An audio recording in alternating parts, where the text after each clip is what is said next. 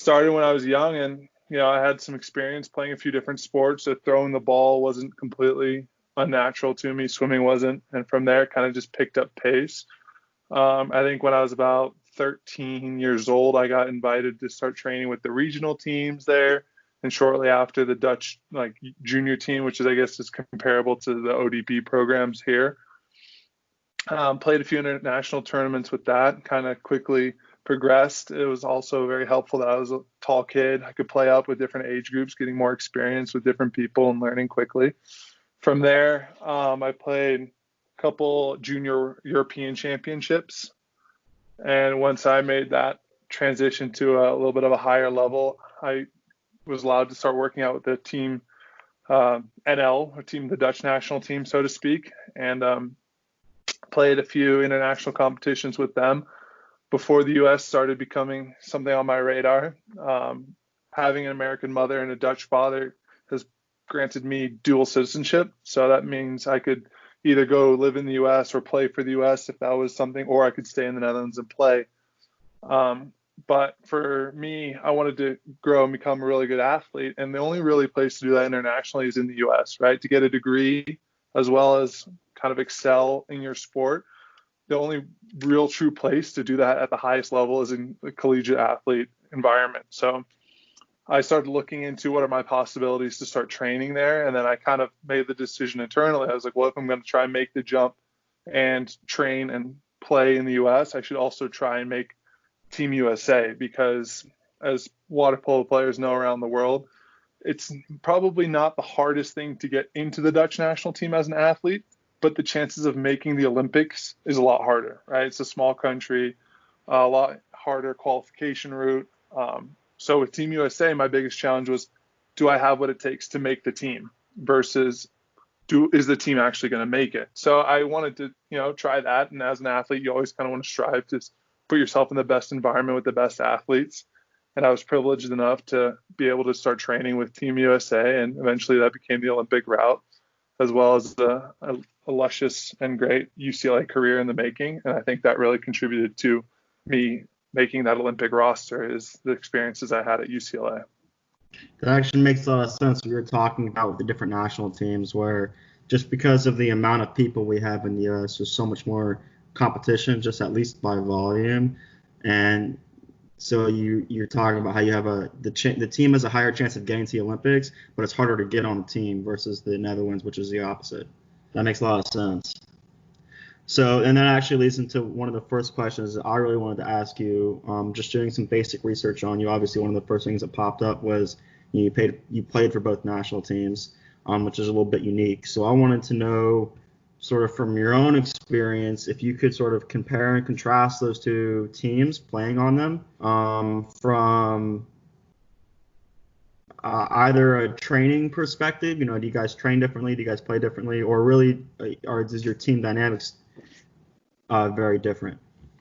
Yeah, I'd say they're both pretty different. I also was in a different space and stage of my water polo career when playing on each team, so that may have had a different influence.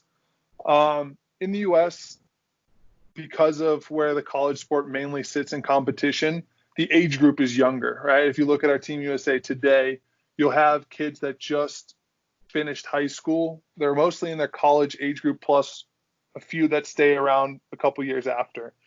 There, sports like water polo are more on a hobby-based passion. So the guys on the national team, the age group is probably a little bit more towards like 25 to 32 on the Netherlands. In that range. Yeah, in the Netherlands. It's more of an older, the people that really committed to it went to play in other countries. They are really spending a lot of time training for these things, right? They're making it as much of a full-time gig as it possibly could be within, the financial reasons.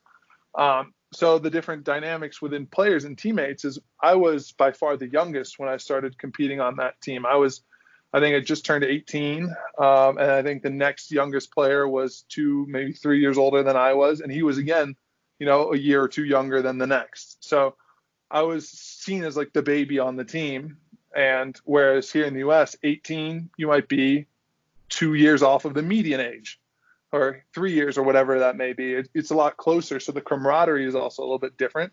There's people that are married and have maybe some more kids, and here everybody's right around the same age group. So the dynamic of looking up to the older players, they're more in charge. It's more of an age and team experience that kind of dictates the level of authority within the team. And in Team USA, it was always very much experience based because there are a lot more age fluctuations. There were some guys that have been with Team USA for 5 years that maybe just turned 22. And there are some guys that have been there for 2 years that are 29, right? It's a lot more experience based leadership, which I believed was really good for the team.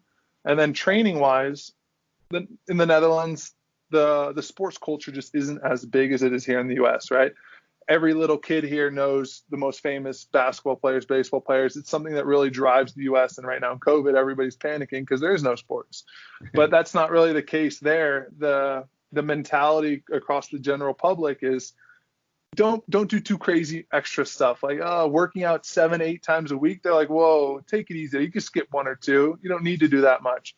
So you don't also have the public's motivation, the financial stimulus, and all the extra push to really be a successful athlete.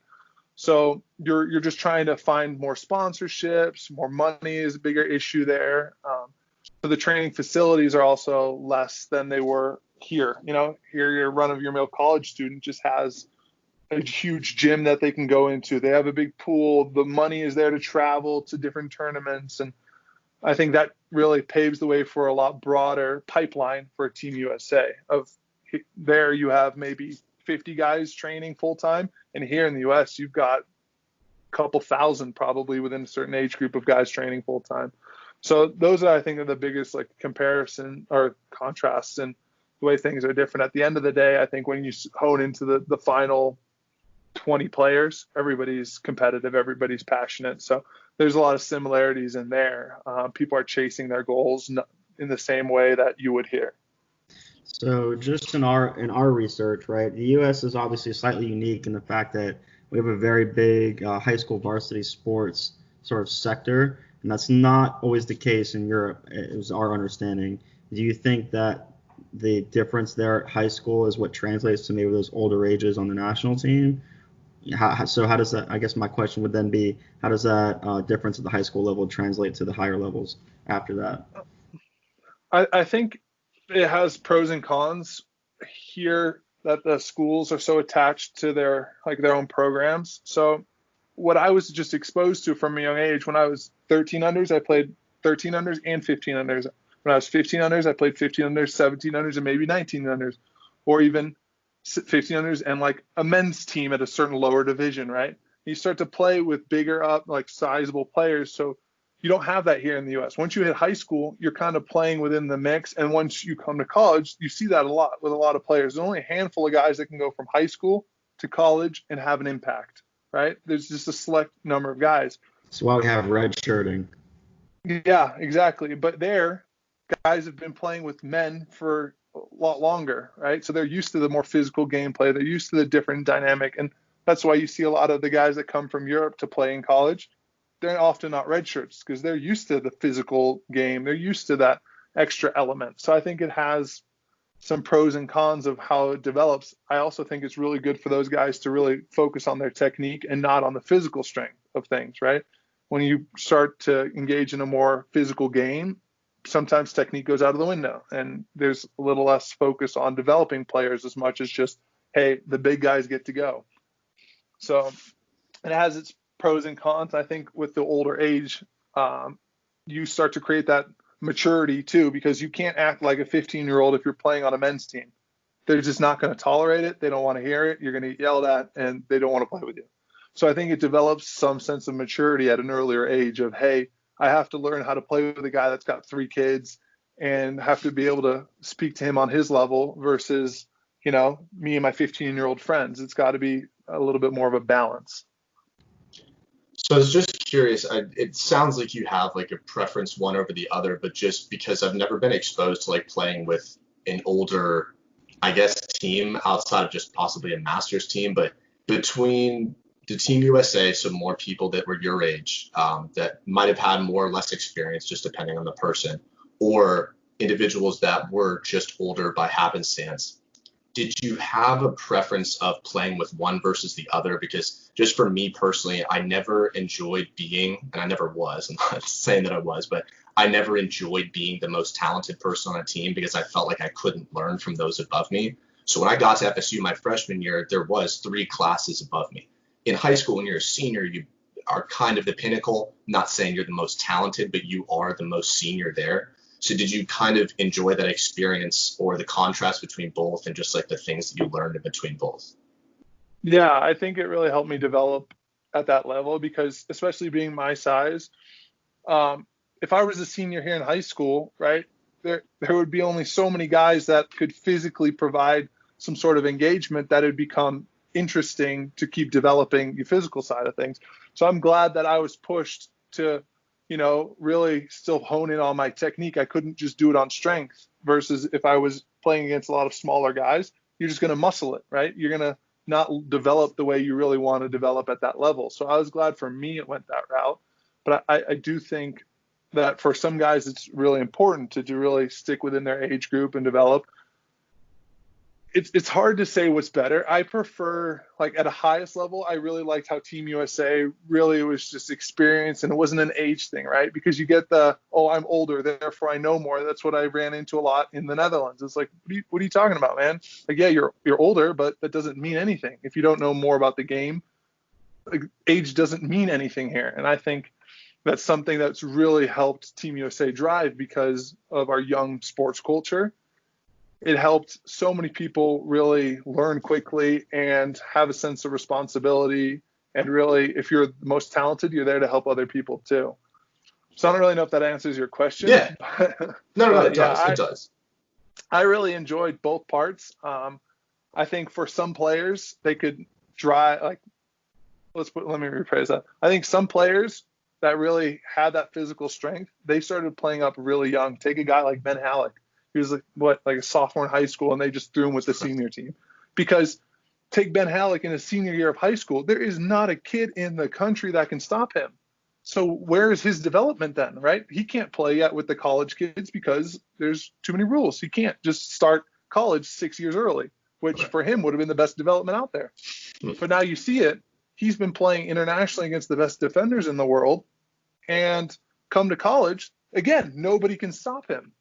Which is, I think, kind of that level where we sometimes missed out on, or your average high school kid missed out on because they're used to coming from the senior year of high school being the best in their team from whatever city they were, whatever high school, and then they get thrown into a college team, and now they're one of the guys where everybody's the best. Everybody was the best from their team, otherwise they wouldn't be playing at that school. So I think it's hard sometimes with maturity levels. They're not used to like, hey, now I'm the lowest on the totem pole again because there's a guy, everybody was the best of the best, but people have been developing now for 4 years ahead of me. Right. And so I've seen it at UCLA. There's some guys that, flourish through it. They're like, embrace it and go with it. And there's guys that struggle with it. They're like, hey, I was the guy and now I'm a nobody. And they have a hard time finding their identity and lose out on some of the traits that put them in the place to be in the school.